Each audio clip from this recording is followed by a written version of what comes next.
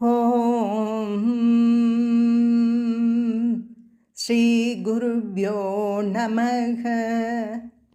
ஓம் ஸ்ரீ மகாகணபதயே நமக.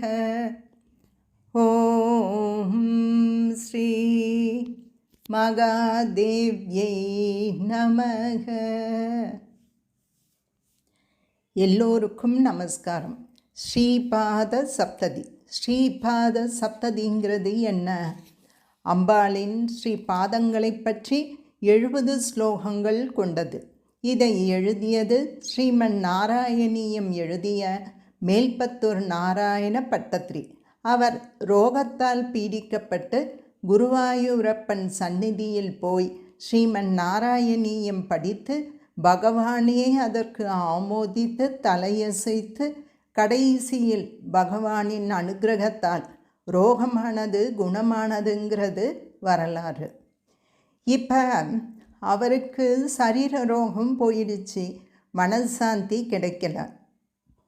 ஏதோ கிடைக்காத மாதிரியே இருக்கேன்னு யோசிச்சுட்டு இருக்கிறப்ப குருவாயூரப்பனே அவருடைய கனவில் வந்து சொல்கிறார், நீ வந்து பக்கத்தில் ஒரு க்ஷேத்திரம் முக்தி ஸ்தலம்னு இருக்குது, அங்கே இருக்கும் துர்க்கையை தரிசித்து வேண்டிக்கொள், அருள் புரிவாள், மனசாந்தியும் கிடைக்கும் என்று அருளினார்.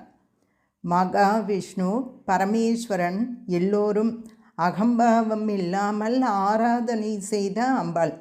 அதனால் நாராயண பட்டத்ரி முக்தி ஸ்தலன்னு இப்போ முக்கோலக்கான்னு சொல்கிறாங்க கேரளாவில்.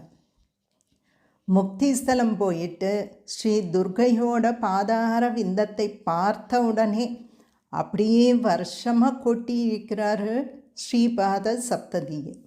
அந்த 70 ஸ்லோகங்கள் மனதிற்கு சந்தோஷத்தை கொடுத்து அப்படி ஒரு நிம்மதி கிடைச்சதாம்.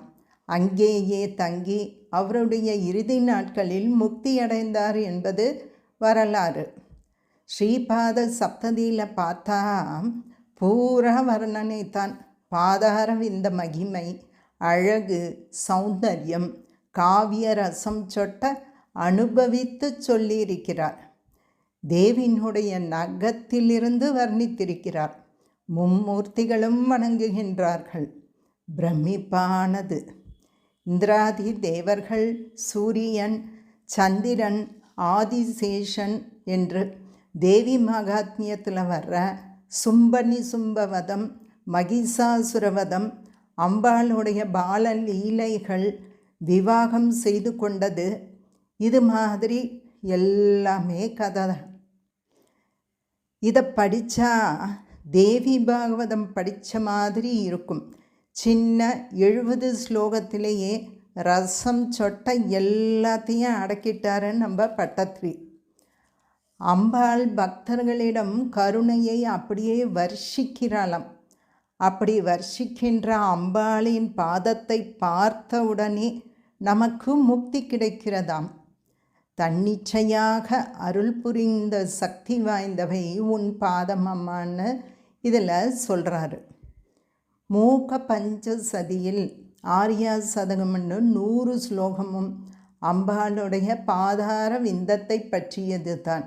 சௌந்தர்ய லகரியில் பார்த்தா மும்மூர்த்திகள் ரத்னமணி கிரீடம் வைத்திருக்கிறார்கள்.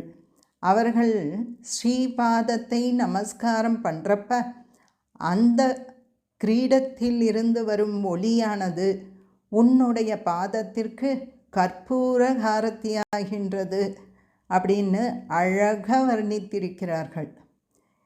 ஏன் இப்படி எல்லாருமே அம்பாள் பாதத்தில் கிடக்கிற மாதிரி சொல்கிறாங்கன்னு நம்ம அர்த்தம் எடுத்துக்கொள்ளக்கூடாது. மனித சக்தி, மிருகங்களுடைய சக்தி, தேவருடைய சக்தி, இயற்கையில் ஏற்பட்ட எல்லா விதமான சக்தியினுடைய திவலை தான். நாம் பிரித்து பார்க்குறோம்.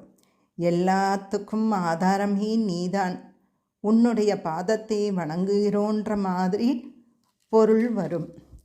அம்பாளின் மூலசக்தி எல்லா விஷயமாக பரவி இருக்கின்றது.